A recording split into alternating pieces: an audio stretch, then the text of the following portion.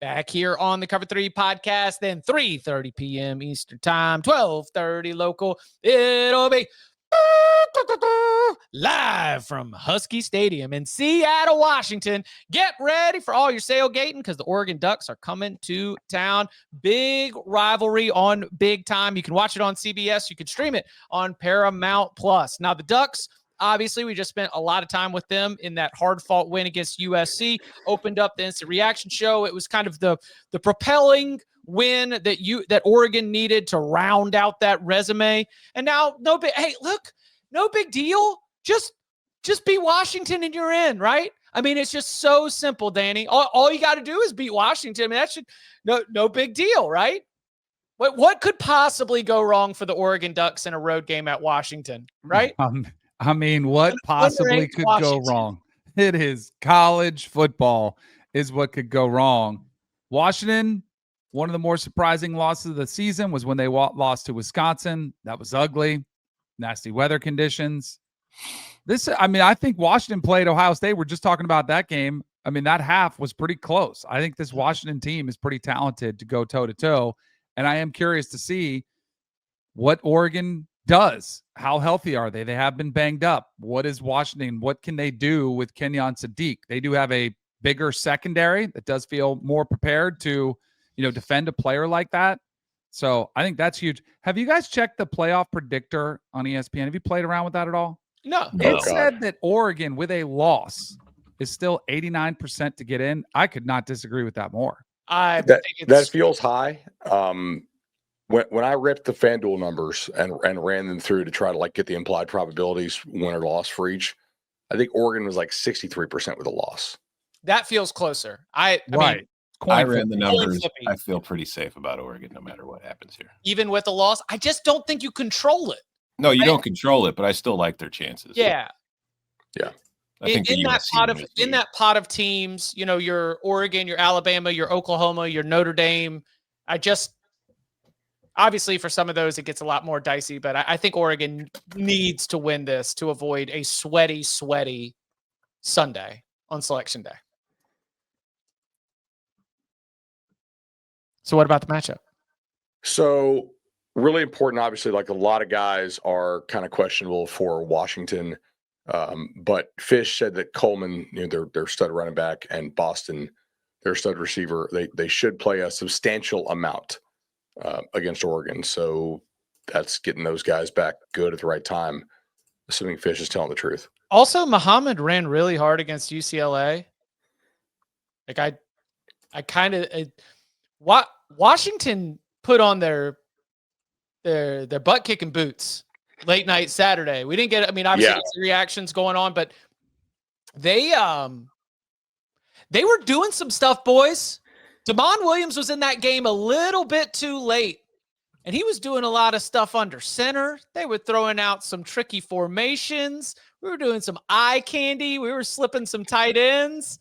I was watching the end of that UCLA game. I said, oh, the old ball coach, the young ball coach with the visor he's planting some seeds right now. He's putting some stuff on tape. He's trying to see what's working. I think the prep for Oregon started in the fourth quarter against UCLA as he had the Huskies out there working on some stuff. So the health issue is a big part of this. Bud, what is our update on the Washington offensive line? Because one note that I had here that I definitely wanted to run by you here in Big Game Breakdown is that while Oregon definitely, as we've documented, has been having the injuries continue to pile up, outside of Coleman and Boston, has Washington gotten on the other side of the big injury bug, especially when it comes to the lines of scrimmage? Kind of. So one of their tackles, Drew, as a party, Fish said they're going to try to start practicing him this week. So we'll see. And then Landon Hatchett, who's one of their other linemen, they're like, hey, can he play? He's like, again, he's cleared, but he had to play with a cast on. So, not really sure there. So they're not 100%, I think we can say.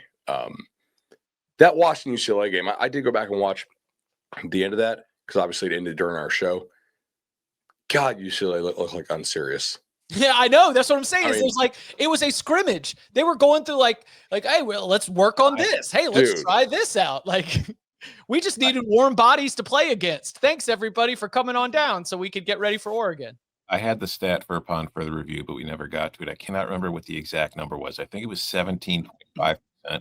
That was UCLA's offensive success rate, which was the second lowest success rate in a single game in a Power 4 game this year. The first was like Oklahoma State versus Texas Tech. Yeah. It was a rough I do agree with Ska in the chat. Oh, yeah, I always trust that guy. But I do think Oregon's defensive line is an advantage, but Damon Williams is that wild card. Like, he is mobile where he can get out and can make plays. So even while I do agree with the comment, it still would make me a little bit nervous going against a quarterback like that. Well, I mean, that's what they have to rely on, especially if Washington is dealing with these injuries. Like, this has got to be a game that is won up front by Amari Washington, Bear Alexander, Mateo Uyunglele, the rest of that crew. Like, they can go in and change the road environment and everything that they're playing against, because short possessions for Washington that then can set up, hopefully, plotting ground-heavy possessions for Oregon is a great way to take the advantage away from Husky Stadium. And to that point, like, if you really believe in this Oregon defensive line and this defensive front, it's hard to trust Washington in this game, because if you look at the three best defensive fronts that Washington has faced this year, Ohio State held them to 6 points in Husky Stadium. Michigan held them to 7 points in Ann Arbor. Wisconsin held them to 10. And say what you want about Wisconsin, all their faults this year, defensively, their front seven is very good. And it has you don't want to see them in the playoff. Yeah, that's why you don't want to see them in the playoff. But just like they only scored 10 points against them. But at the same time, Dan Lanning is only 1-3 against Washington, but he's 1-0 against Jed Fish. So you got all these numbers, you got all of these results, but it's a rivalry game, boys. You throw out the record books, okay? So I do think, looking at this matchup, based on what I have seen from Washington this year, I just don't trust them in this spot. I don't think offensively, when they faced good defenses, that they have been very good. I do think that playing at home is a huge advantage for them, and I do think that this spot is a big advantage for them, because, like, Washington doesn't have a playoff spot to play for, but they can get to 9-3. They are playing maybe to try to get to one of the better Premier Bowl games, and they're also playing to beat Oregon and possibly ruin Oregon's season, and that's going to mean something to them. Yeah, so I expect them to come with full effort. I expect that they will do their best to win the game. I just think it's going to be very difficult for them to do so unless their offense shows a level that it just hasn't shown us at any point this year against good teams. I mean, like, they drove it a little bit on Ohio State. You know, they didn't punch it in, but like they moved it at times. I just think, like, if Oregon keeps following their plan and they don't turn it over, they're mashing people with a run game. Like, if you mashed USC, you can mash Washington. If you mashed Iowa, you can mash Washington. It just, I think Oregon's secondary is like a little bit suspect at times. So if you get like Damon throwing dots and they're avoiding pressure, and maybe you game script Oregon out of it and Oregon turns it over a couple times, like, that's how they go down. Otherwise, I think they're good. I will say, I think, while the comment in general, I'm not going to push back on Bud. They did just face what I think is the toughest challenge as a secondary that you're going to face in the country. Yes. Denzel is like a one of, like, it's not as though that Denzel is not the same player at all as Mekhi Lemon or Jacoby Lane, but there's just one of a Denzel. And then you just had to deal with USC having two absolute alphas out there. And look, they weren't perfect. We talked about all the PIs, we talked about some of the penalties, how this will be called. Again, will end up being important, but I at least like that they're not going to be stunned. This is just kind of the level that they've been operating at in terms of needing to bring your best against some of the best wide receivers. I agree with that. Anything else here? As always, you can watch this on CBS, America's Most Watched Network, the network of stars. You can stream it on Paramount Plus, a mountain of entertainment, Saturday, 3:30 p.m. Eastern Time.